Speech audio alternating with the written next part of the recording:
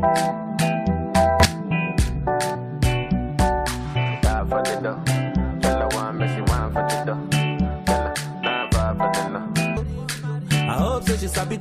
et bienvenue dans cette nouvelle leçon. Aujourd'hui, nous allons faire une petite introduction à la cinématique.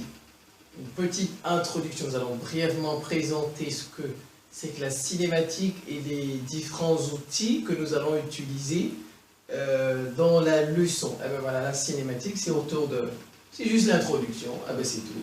Mais ça va faire l'objet d'un certain nombre de vidéos, eh ben certainement 4, voire 5, voire 6, parce que la cinématique, c'est très grand, c'est très long. Et bien voilà, c'est parti, introduction. Cinématique, introduction. C'est quoi la cinématique? C'est l'étude des mouvements. C'est l'étude des mouvements. Une voiture avance, un avion décolle, un oiseau s'envole, moi je bouge. On dit que tous ces objets font des mouvements, tous ces corps font des mouvements. Alors, quand on veut les étudier, qu'est-ce qu'on fait? On fait de la cinématique. La cinématique. Très bien. C'est l'étude des mouvements indépendamment des causes, c'est-à-dire des forces qui les ont, qui les produisent. Eh bien voilà, qui les produisent. Je reprends. C'est l'étude des mouvements indépendamment des forces qui les produisent. Ça veut dire quoi? En cinématique, on va étudier le mouvement. Mais on ne va pas étudier les causes du mouvement. Qu'est-ce qui fait qu'il y a mouvement? Qu'est-ce qui engendre, c'est-à-dire les forces qui mettent l'objet en mouvement, on ne les étudie pas. La cinématique ne s'occupe pas des forces. En cinématique, vous n'allez pas entendre la force telle, la force telle, la force telle, non. Ça, c'est le ressort de la dynamique. En dynamique, on étudie le mouvement en tenant compte des forces qui engendrent ce mouvement, en tenant compte des forces qui causent ce mouvement. Mais en cinématique, on étudie tout simplement le mouvement dans l'espace et dans le temps. Les forces qui font que ce mouvement se produise, on ne regarde pas ça. C'est ce que ça veut dire ici. C'est l'étude des mouvements indépendamment des causes, c'est-à-dire des forces qui les produisent.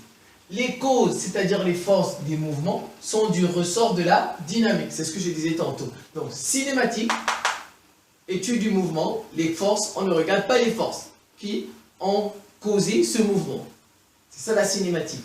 Dynamique, c'est l'étude du mouvement. Et cette fois-ci, on va regarder les forces qui ont engendré ce mouvement. Ah ben voilà la différence entre cinématique et dynamique. Dynamique, on étudie les mouvements en tenant compte des forces qui ont engendré, qui ont produit ce mouvement. En cinématique, on étudie les mouvements, on ne tient pas compte des causes du mouvement, on ne tient pas compte des forces qui ont engendré, des forces qui ont produit ce mouvement, on ne les regarde pas du tout, ça ne nous intéresse pas en cinématique. Et ben voilà, donc, relativité du mouvement, on a déjà dit ça dans d'autres vidéos, donc il faut repartir là-bas, ça a été très bien expliqué, je vais juste survoler. Le mouvement, relativité du mouvement, ça veut dire quoi? Relativité, dans relativité, il y a le mot relatif. Relatif, ça veut dire ça dépend, ça dépend.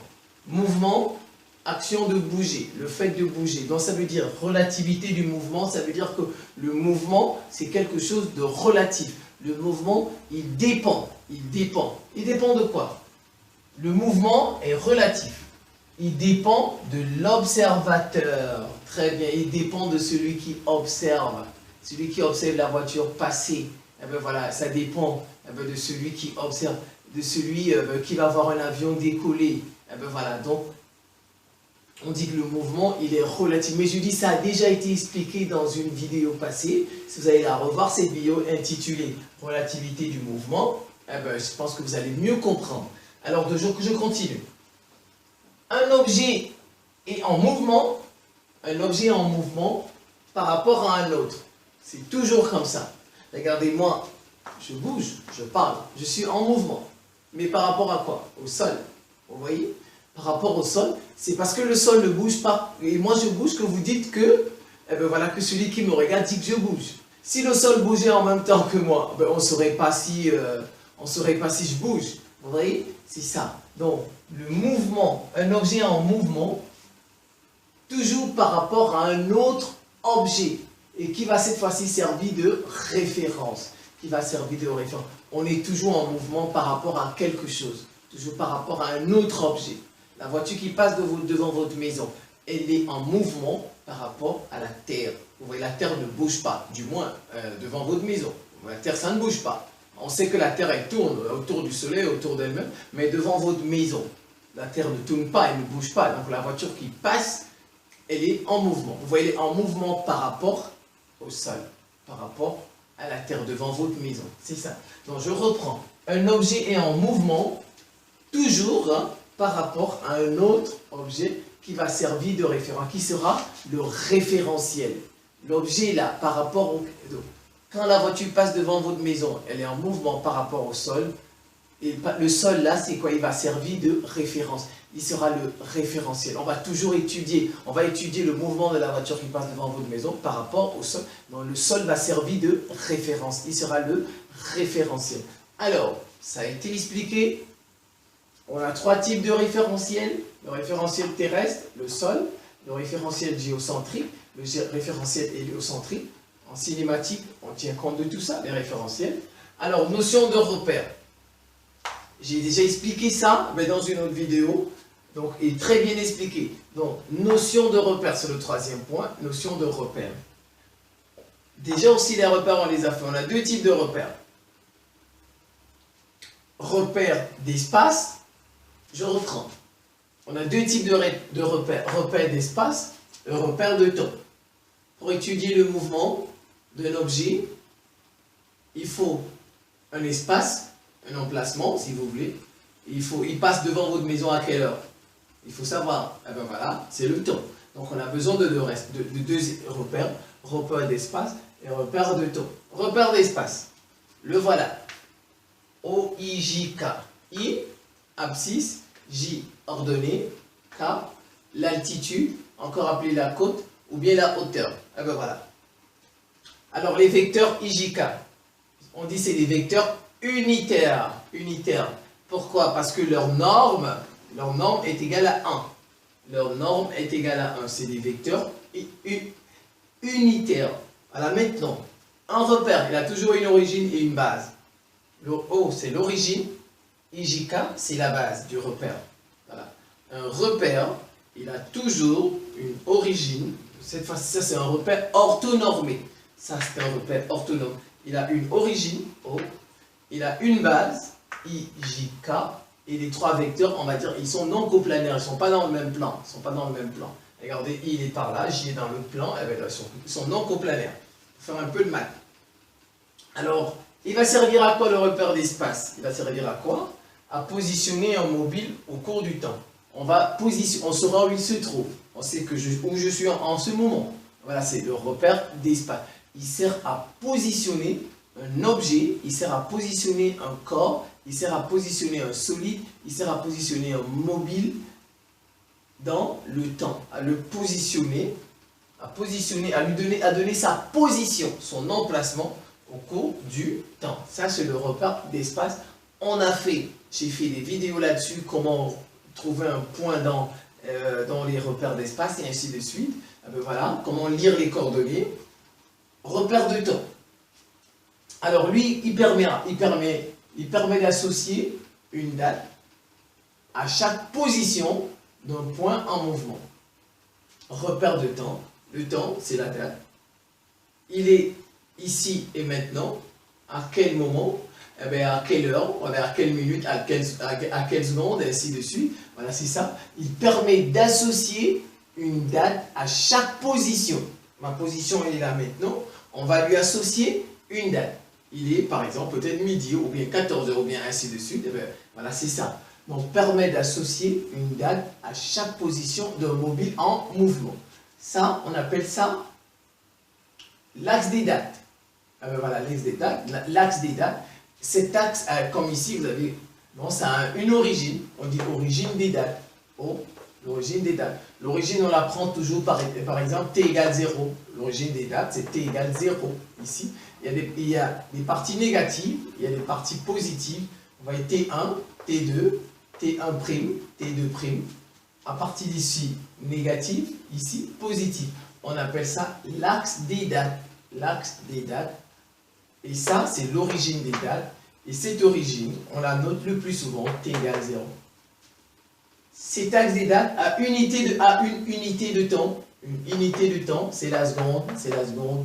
Donc en secondes, tout le temps, on va faire de la seconde, des minutes, on va convertir toujours de l'heure en secondes, des minutes en secondes, et ainsi de suite. L'unité de temps, c'est là, eh bien, la seconde, eh bien, voilà.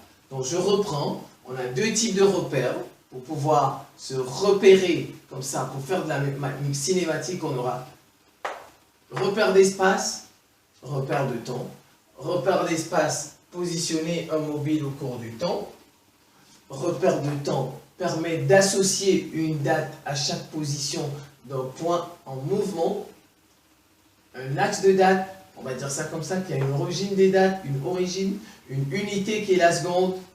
Les deux, repère de temps et repère d'espace, ils servent à quoi? C'est ça, permettent de situer un point dans l'espace et dans le temps.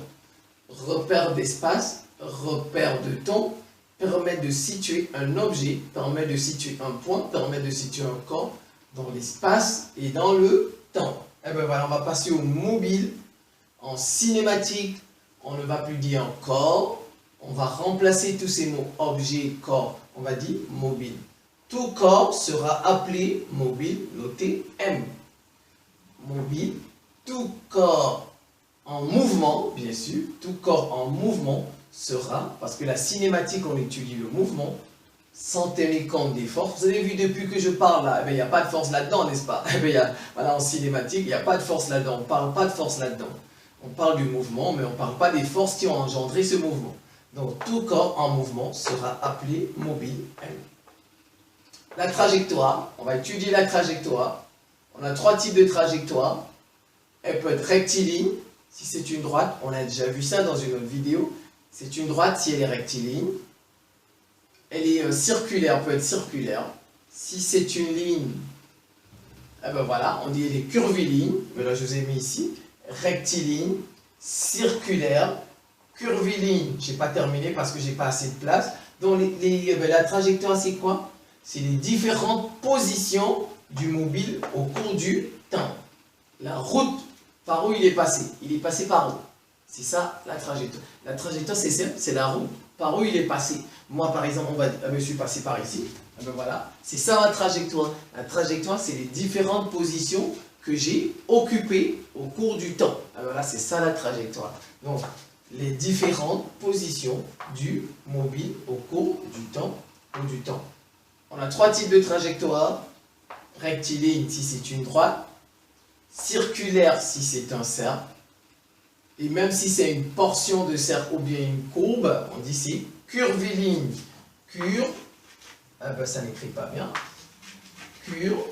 Voilà, je voulais l'écrire. Voilà. Curviligne. Voilà, curviligne. Voilà, donc cette partie, on va dire comme ça, c'est une introduction à la cinématique. Et après, ils ont terminé. On va faire plusieurs vidéos là-dessus. Sur la cinématique, c'est très long. On va faire des calculs. On va calculer des vitesses, calculer des accélérations, ainsi de suite. Le vecteur position. Donc, on va étudier tout cela au cours de plusieurs vidéos. Je vous remercie et à très bientôt.